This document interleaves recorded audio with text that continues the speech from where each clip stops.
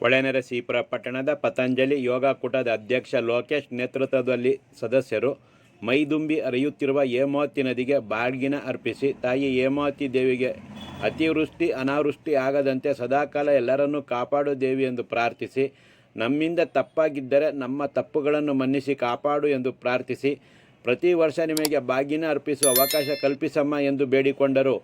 ಪತಂಜಲಿ ಯೋಗಕೂಟದ ವಾಸುದೇವಮೂರ್ತಿ ಮಾತನಾಡಿ, ನಾನು ನಮ್ಮ ಪತಂಜಲಿ ಯೋಗಕೂಟದ ವತಿಯಿಂದ ಹೇಮಾವತಿ ತುಂಬಿ ಉಕ್ಕಿದಾಗಲೆಲ್ಲ ಬಾಗಿನ ಅರ್ಪಿಸಿದ್ದೇವೆ.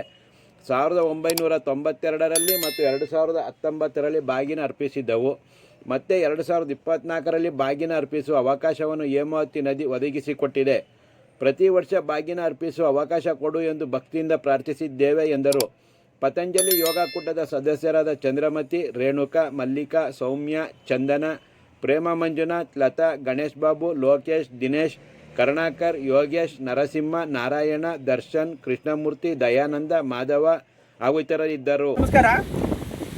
ನಾವು ಇವತ್ತು ಹೊಳೆನರಸೀಪುರ ಪತಂಜಲಿ ಯೋಗ ಕೇಂದ್ರದ ವತಿಯಿಂದ ತಾಯಿ ಹೇಮಾವತಿ ಮೈದುಂಬಿ ಹರಿತಾ ಇರೋ ಕಾರಣವಾಗಿ ನಮ್ಮನ್ನು ಸದಾ ರಕ್ಷಿಸಿದಂಥ ಹೇಮಾವತಿಗೆ ಬಾಗಿನ ಕೊಟ್ಟು ಸಮರ್ಪಣೆ ಮಾಡಿ ಪೂಜೆ ಮಾಡೋಣ ಅಂತ ಬಂದಿದ್ದೀವಿ. ಈ ಹಿಂದೆ 2019ರಲ್ಲೂ ಸಹ ಹೇಮಾವತಿ ಮೈದುಂಬಿ ಹರಿತಾ ಇದ್ದಾಗ ಅವಾಗಲೂ ಸಹ ನಮ್ಮ ಯೋಗಕೂಟದ ವತಿಯಿಂದ ಪೂಜೆ ಮಾಡಿದ್ವಿ. ಇವತ್ತು ಸಹ ಈ ತುಂಬಿ ಏನು ತಾಯಿ ನಮಗೆ ಕೃಪೆ ತೋರಿಸಿದ್ದಾಳೆ. ಈ ಕಾರಣಕ್ಕಾಗಿ ನಾವೆಲ್ಲ ಭಕ್ತಿ ಭಾವದಿಂದ ನಮ್ಮ ಎಲ್ಲ ಪತಂಜಲಿ ಯೋಗಕೂಟದ ಕೇಂದ್ರದ ಸದಸ್ಯರು ಹೇಮಾವತಿ ತಡಕ್ಕೆ ಆಗಮಿಸಿ ನಮ್ಮ ಪೂಜೆಯನ್ನು ನೆರವೇರಿಸಿದ್ದೀವಿ. ತಾಯಿ ಹೇಮಾವತಿ ಸದಾ ನಮಗೆ ಕಾಪಾಡಲಿ, ರಕ್ಷಣೆ ಮಾಡಲಿ ಅಂತ ಒಂದು ಬೇಡಿಕೆ ಮೇಲೆ ನಾವೆಲ್ಲ ತಾಯಿಗೆ ಇನ್ನೊಂದ್ಸರಿ ಭಕ್ತಿ ಪೂರ್ವಕ ನಮನವನ್ನು ಸಮರ್ಪಣೆ ಮಾಡ್ತಾ ಇದ್ದೀವಿ.